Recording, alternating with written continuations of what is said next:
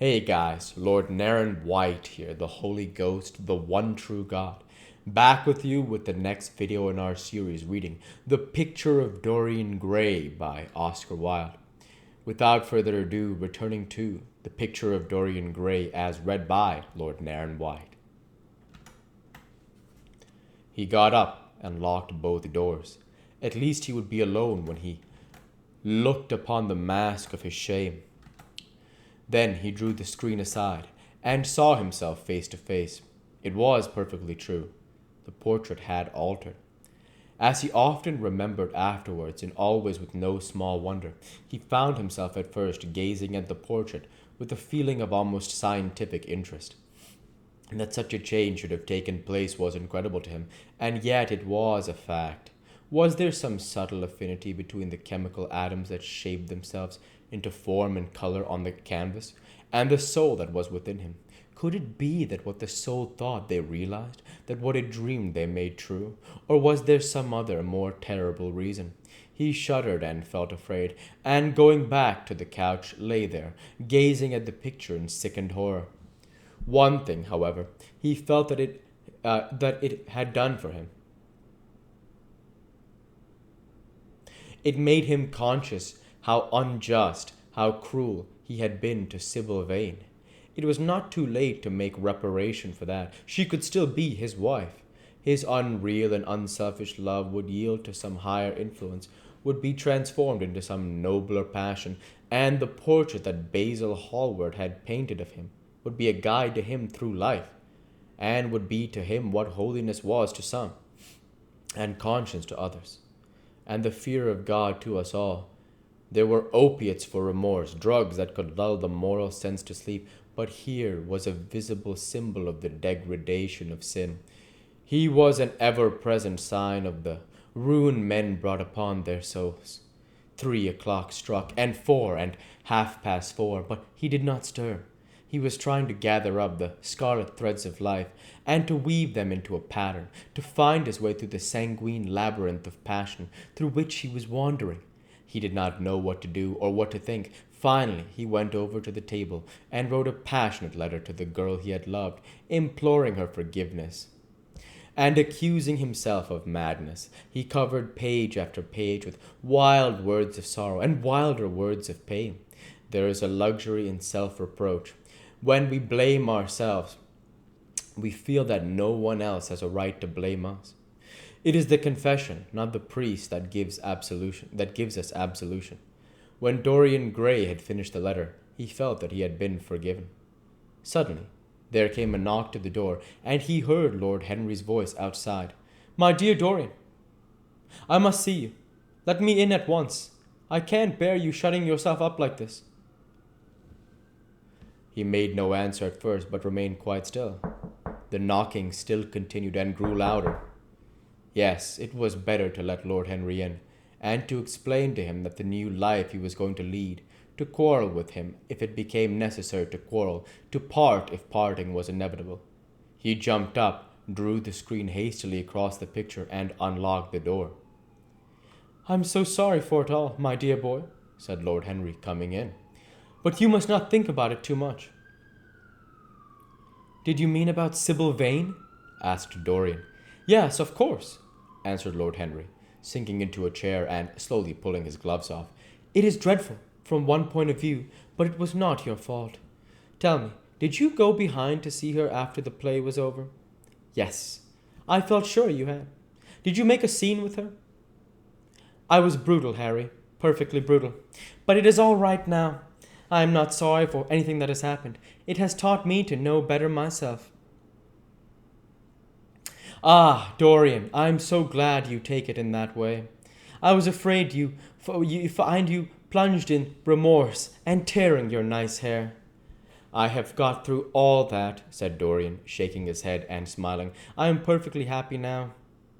I know what conscience is, to begin with. It is not what you told me it was. It is the divinest thing in us.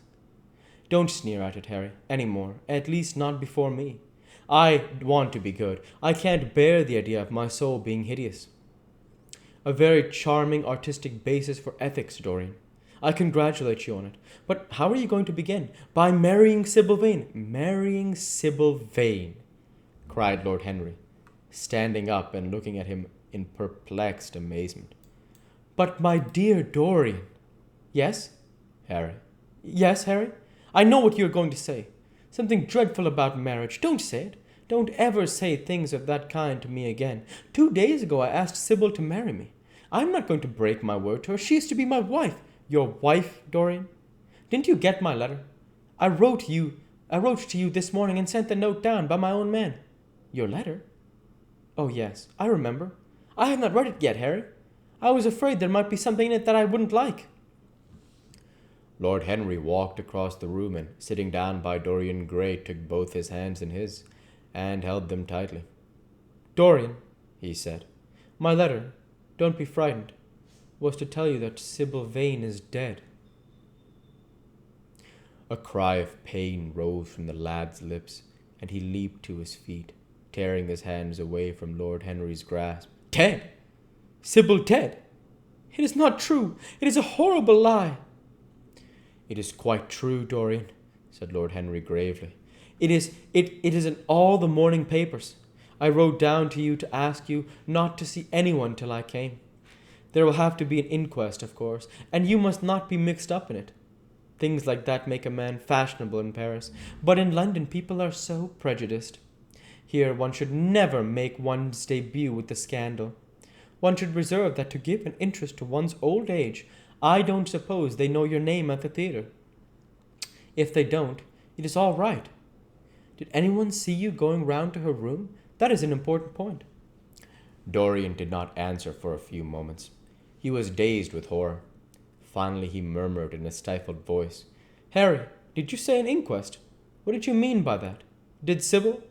Oh, Harry, I can't bear it. But be quick, tell me everything at once.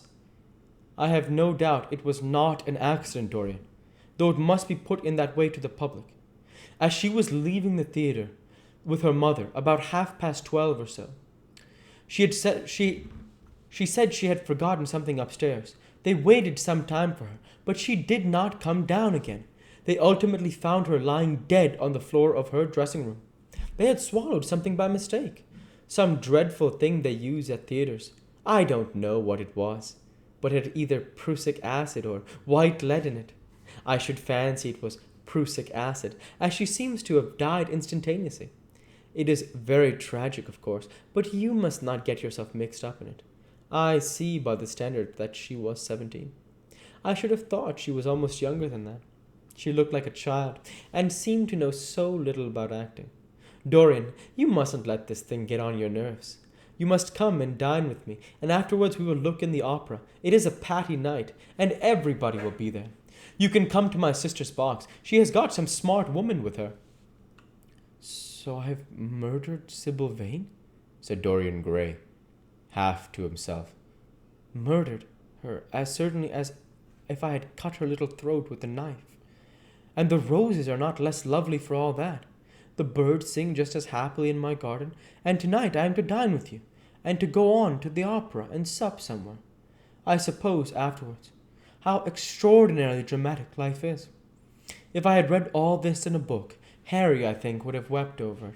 Somehow now that it has happened actually, and to me, it seems far too wonderful for tears. Here is the first passionate love letter I have ever written in my life. Strange that my first passionate love letter should have been addressed to a dead girl. Can they feel, I wonder, those white, silent people we call the dead? Sybil! Can she feel or know or listen? Oh, Harry, how I loved her at once. It seems to me years ago now. It seems years ago to me now. She was everything to me. Then came that dreadful night. Was it really only last night? When she played so badly and my heart almost broke. She explained it all to me. It was terribly pathetic, but I was not moved a bit. I thought her shallow. Then something happened that made me afraid. I can't tell you what it was, but it was awful. I said I would go back to her. I felt I had done wrong, and now she is dead. My God, Harry, what shall I do? You don't know the danger I'm in, and there is nothing to keep me straight. She would have done that for me. She had no right to kill herself. It was selfish of her.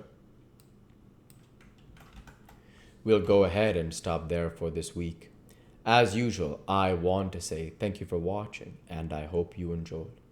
Please like, comment, and subscribe, as it greatly helps the channel. Light be with you all. Take care, and thanks again.